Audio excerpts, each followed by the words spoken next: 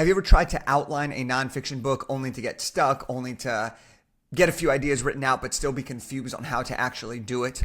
Maybe you thought outlining was going to take you too much time. Maybe you thought outlining was supposed to be a certain structure, but you didn't have the inside information. Well, that's what we're about to break down for you right here, right now. I'm going to give you the 3 simple steps that you can use to outline a nonfiction book in a single afternoon. Now, I'll be honest with you. Outlining for me was a confusing part. In theory, I get it. You outline what it is that you want to write about, and then you take that outline and turn it into a rough draft. And that sounds great in theory, but to do it right requires an art, requires a skill set. And to be honest, all you just need is the right structure. For me, what I tried to do when I was writing my first book at 23 years old is I try to flash back to high school, flash back to junior high. How did I outline my essays, right? How did I do that? What was the process there? And I figured, I could just replicate that at a larger scale because the book's obviously a lot longer than my essays.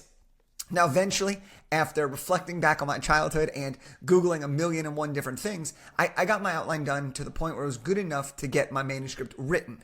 Now, here's the thing. Since that time, I've written 4 best-selling books before I turned 30. I've read hundreds of books. We've helped thousands of authors in the outlining stage, and I've figured out a great way to outline a book. Specifically, this is going to work for you if you're writing a nonfiction book, which includes memoirs, self-help, personal development, anything related to sharing your expertise and your knowledge. And this is the formula that I figured out. And what I've noticed is that as an avid reader, as an author of multiple books, and as someone who runs a publishing company, I've realized that most books follow a similar pattern. Okay, the basics are the same, but there's room for personalization based on the author, based on the topic, and based on the material and length. We call these types of books lightning books, nonfiction books that are about 150 pages or less, that are full of value, no fluff, and just straight to the point so that they can help a lot of people. Readers can feel accomplished by finishing the book, and ultimately the book can lead to so much more. Word of mouth sales, royalties, coaching experiences, speaking engagements, building a digital business on the back end, or whatever you as the author choose to be. Now, what I've decided to do is I wanted to make outlining so easy. I wanted to make outlining so accessible so that it didn't feel daunting. But not only that it didn't feel daunting, it was able to be completed in a single afternoon with just a little bit of focus and intention. Now, does this mean your outline in the single afternoon is going to be 100% perfect and you're never going to change it? Of course not. But imagine in a single afternoon, if you could outline your entire book, feel pretty good about it, and then just make minor tweaks as you moved forward. So here's the system that we've created, and we call this the Avengers process to outlining your book. Now, whether or not you love superheroes, it doesn't matter, because what I can promise you is this: you're always going to remember. You're always going to remember this because it's a unique way of doing things. So here's the Avengers process. The first thing that you're going to do when you're outlining a book, step number 1, we call this the Spider-Man phase. Essentially what you want to do is you want to brain dump and create your spider web of thoughts. Now here's how this works. The first thing that you're going to do is you're going to take 25 minutes and you're going to brain dump everything you can about your main topic. So you're going to put your main topic in the middle, and you're just going to build a bunch of web branches that describe everything and anything that you can possibly teach or talk about when it comes to your main topic. Okay? That's the first thing. Set a timer for 25 minutes. I use the Pomodoro method. And don't stop until that 25 minutes is done. If you feel like you're stuck after 10, 12 minutes, just keep going and keep thinking. What is everything that you could possibly teach? Everything super little, everything super big. Go ahead and do all of that in 25 minutes. Once you've done that, then what you're going to find is you're going to see, oh my gosh, there are a lot of things that I wrote down here. There's also a lot of things that are actually kind of similar. That's great. The things that are similar, you're going to group them by commonality. You can color code them, or you can put shapes around them, or do whatever you like, depending if you have a highlighter, depending on if you're typing it versus writing it. But what you want to do is you want to separate the things that are kind of related to each other versus the other things that you can potentially teach on. What this is going to do is it's going to set the foundation for what are some potential different chapters that you may have. Now, here's what's really important to note. This first step is all about education. This first step is all about everything that you could possibly teach somebody around a book. So let me give you an example. When I was writing Big Idea at the Bestseller, what I did was I set my timer for 25 minutes and I put it on a page here and I wrote down every possible thing that I could teach somebody about how to write a book, because that's what the book's main topic was, how to write and launch a nonfiction book. And so I wrote down how to outline your book, how to write your rough draft in 30 days, how to find and validate your idea, how to format your book, how to edit your book, how to design your book, how to publish your book, how to launch your book, how to hit bestseller status. And I wrote down all of these different things. And then what I did was I combined all the things that were similar. And that's what ended up becoming the core ideas for my main chapter. So that's the first step. Now, here's what's really cool about this. I like to do this for 25 minutes. Then what I like to do is organize my commonalities. And then depending on how much you got done, how much inspiration you're feeling, maybe you want to take a day, maybe you want to do it right away, do it again. And I like to do this 2 to 5 times for me personally, just to make sure that I can get everything out of my head.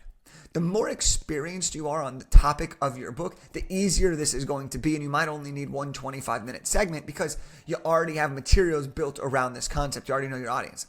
This is a newer topic, or you're looking to transition into this particular niche or this particular industry.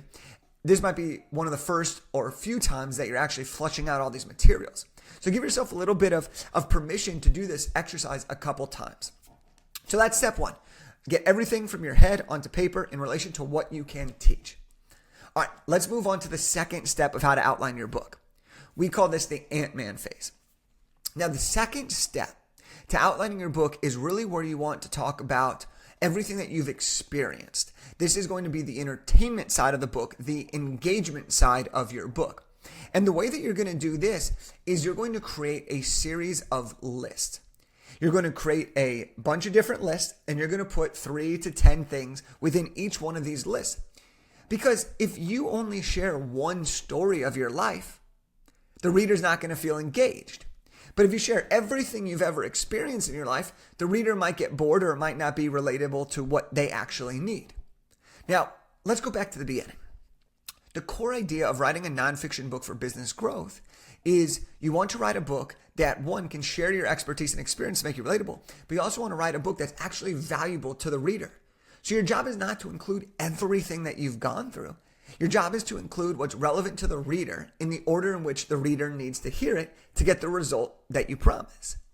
So when it comes to the lists, there are a few lists that I really encourage authors to do when it comes to the outlining section. Now, again, you can do 10-minute timers for each one of these. You can do 25-minute timer and just kind of go back and forth. There's a little bit of freedom and flexibility for you to do it based on your style, but here's some of the lists that I want to encourage you to build. First and foremost, and this is probably the most important list when you're trying to create a really great and engaging book, is you want to list all of your stories or personal experiences that are specifically related to your main topic. Okay? So for example, if I'm writing a book on how to launch a book, one of the stories that I have was how I launched my first book to bestseller status, how I came up with my first idea for my book. Okay, these are different things that I can show people what I went through. There's a story behind there. There's a personal experience. It shows proof of concept. The second list that you're going to create is a list of the key problems you solve. Part of a nonfiction book that makes it really special is that you help the reader actually get the result they're looking for. So what are all the things that you actually can solve for the reader? The third list that you're going to create is your personal transformation. So what was your journey like going through the entire book process? Now, for many of you who are listening to this right now, you might be the reader of your book 3 years ago. You might be writing this book for the person you once were. And so what I encourage you to do is list out your personal transformation. And then the next list that you're going to do is list out all your testimonials, all your case studies. Now, if you've already been paid to do this, great. You'll probably have a bunch of case studies and testimonials. If you've never been paid to do this, well, have you been asked to help people and you've done it for free? And if you haven't done that, that's okay. Your personal transformation is often the best testimonial. The next list that I want you to create is a list of FAQs in your industry or your inbox. So what are people already asking you about over and over and over again? What are your DMs flooding with questions about? What are people always asking you? If you're unsure or you've only been asked a few different questions, and this is specifically if you are newer, maybe your social media is a little smaller, or if your social media is big but you want to get more ideas, go to ChatGPT or any other AI software and you can ask, hey, what are the most commonly asked questions in XYZ topic? Hey, I'm an expert on this. I solved this. What are some of the most commonly asked questions? And you can get a lot of great information leveraging these AI platforms to further support this, which gives you additional content for the outline and eventually for the manuscript of the book. And then the last list that I want you to create is it's a combo list. I want you to list inspiration, research, or statistics.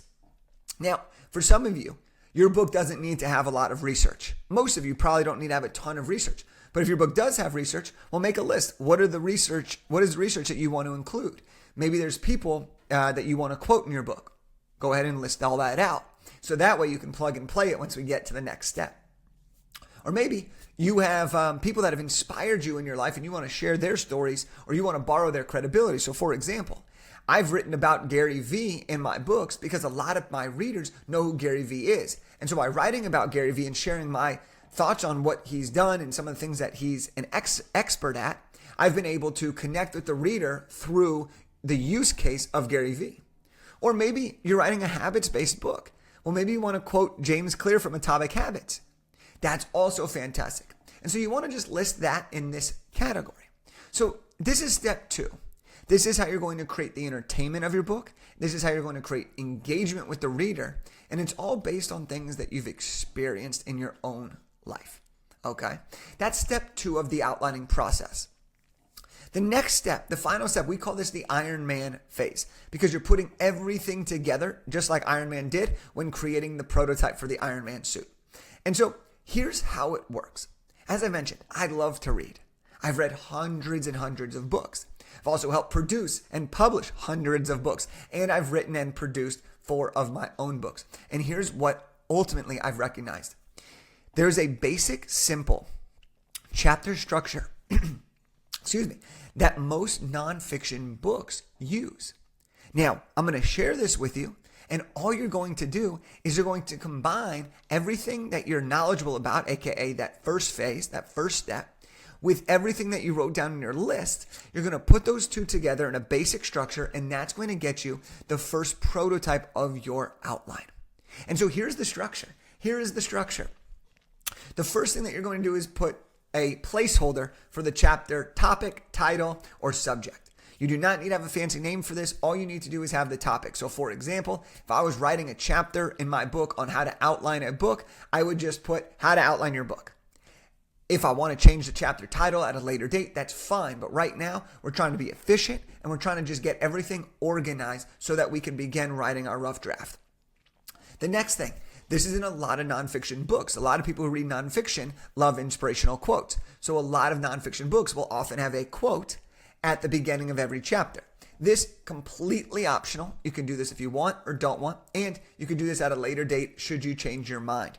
But you have your chapter topic, then you have your quote, right? Think about it. We're kind of doing it in the way that you would read a book. The next piece of this is a story. So what is the story that's going to open up the chapter that's going to get people engaged? You go back to your step 2, grab one of your stories that's related to that chapter topic, and boom, you kind of elaborate on, flush it out, and that's going to be your story. Then you're going to have your lesson and your message. This is what you're actually going to teach. What do you actually want the reader to learn by reading your book? And that's going to be really, really a huge advantage for you to connect with your reader by sharing those tips, sharing that lesson, sharing the message.